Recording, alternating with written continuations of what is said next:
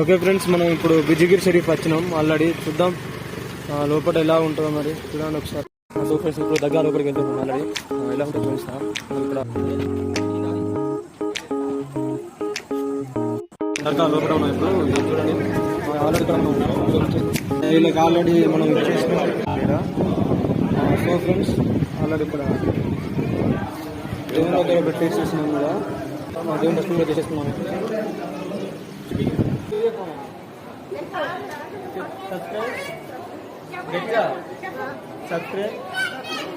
Subscribe MS be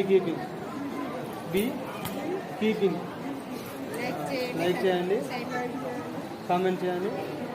thank you. నువ్వు చెప్పమ్మా.